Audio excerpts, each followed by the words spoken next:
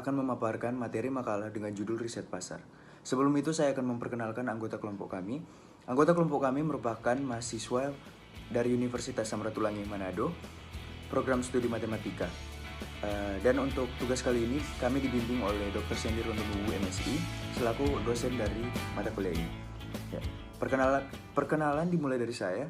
Perkenalkan, nama saya William Clement dengan NIM 20101103024. Perkenalkan, nama saya Jennifer Palit dengan NIM 20101103045. Perkenalkan, nama saya Sri Anggreni dengan NIM 20110110300. Perkenalkan, nama saya Dina Melinda dengan NIM 201011030017. Dalam pengertian riset pasar, riset pemasaran merupakan suatu kegiatan yang sistematik dan mempunyai tujuan dalam hal pengidentifikasian masalah, peluang, pengumpulan data, pengolahan dan penganalisisan data, penyebaran informasi yang bermanfaat untuk membantu memanajemen dalam rangka pengambilan keputusan identifikasi dan solusi yang efektif efisien di bidang pemasaran perusahaan.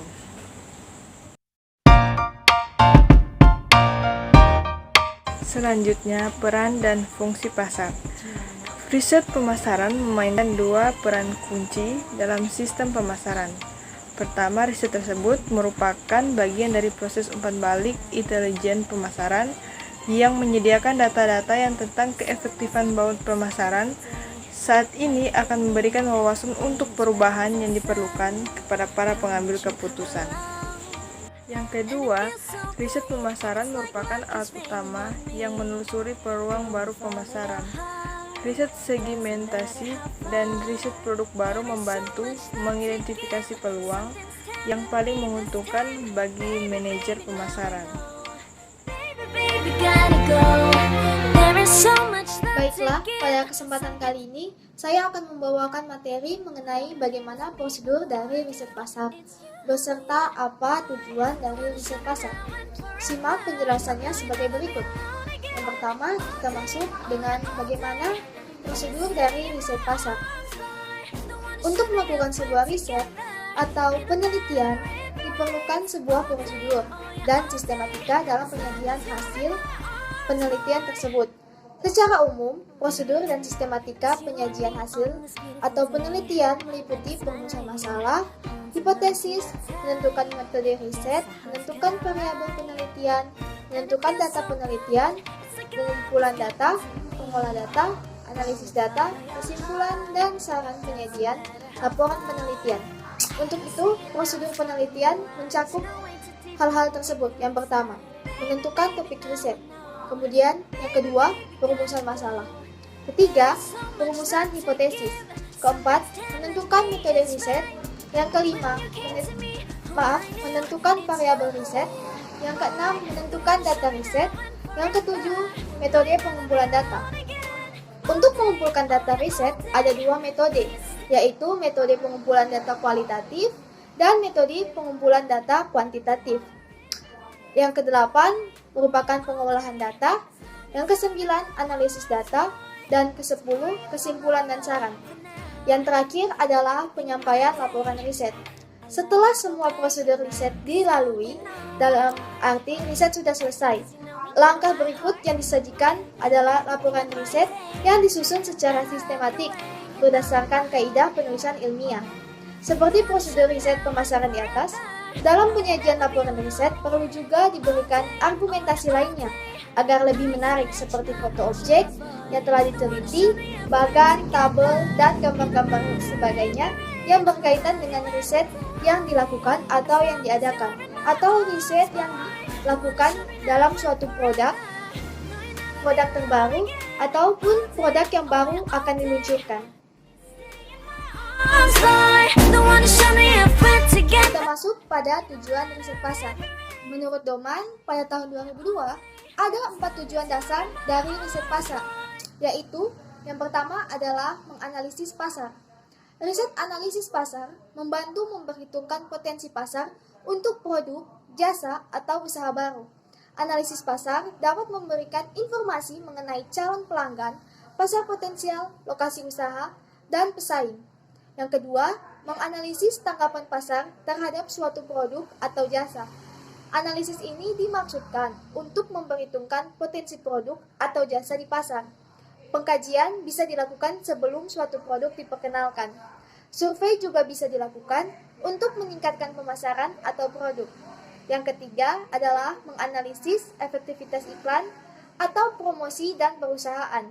Riset ini membantu pemilik perusahaan untuk menyeleksi media periklanan yang paling efektif dan paling cost efektif.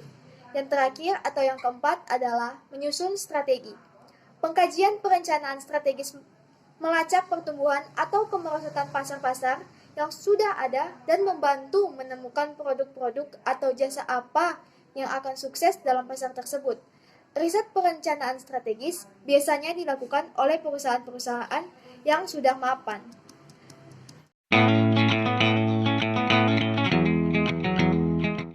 Selanjutnya, siapa sajakah pelaku dalam riset pasar?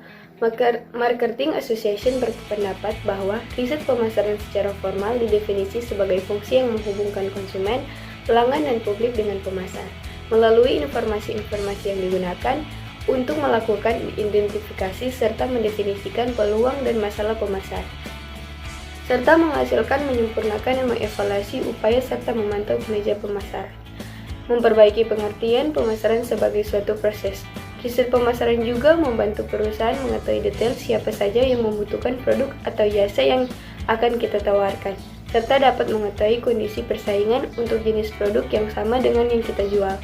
Pelaksanaan riset pemasaran ini bisa dilakukan oleh perusahaan sendiri atau menggunakan jasa perusahaan yang ahli di bidang strategi pemasaran. Semua kita bisa sesuaikan dengan kemampuan biaya pemasaran yang ada di perusahaan.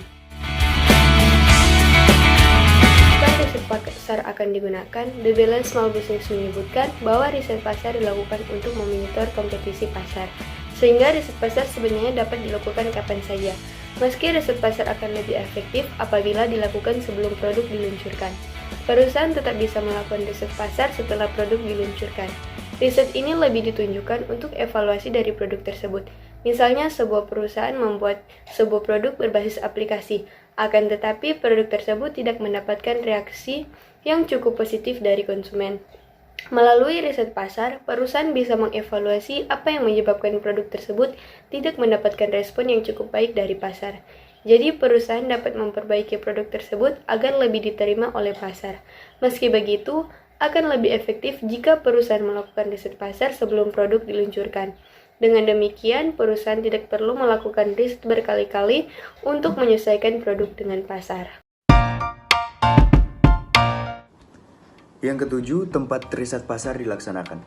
Tempat untuk melaksanakan riset pasar yaitu bisa di mana saja dengan mengetahui minat dan keperluan dari masyarakat sekitar. Jika kita mengetahui bahwa masyarakat sekitar lebih membutuhkan produk dengan harga terjangkau dan banyak digunakan untuk kebutuhan sehari-hari, maka produk yang kita jual di sana harus yang mereka butuhkan. Kesalahan terbesar kita jika kita menjual produk yang justru tidak dibutuhkan oleh masyarakat setempat.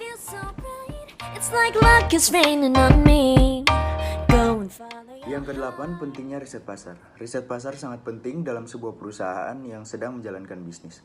Mengapa riset pasar sangat penting perannya? Karena dengan melakukan riset pasar tersebut, perusahaan yang akan berbisnis menjadi tahu apa saja yang sedang dibutuhkan oleh pasar atau masyarakat. Dan perusahaan pun menjadi mengetahui siapa saja pesaing-pesaing dari bisnis yang ada tersebut.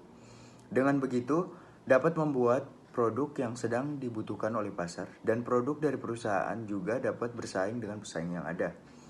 Selain mengetahui produk yang dibutuhkan dan pesaing yang ada, dengan melakukan riset ini, sebuah perusahaan juga dapat mengetahui siapa saja yang membutuhkan produk ini. Kapan produk tersebut dibutuhkan, kualitas produk yang bagaimana yang dibutuhkan, serta produk tersebut dibutuhkan di mana. Sekian pemaparan materi mengenai riset pasar dari kelompok kami, yaitu kelompok 3. Semoga bermanfaat. Terima kasih.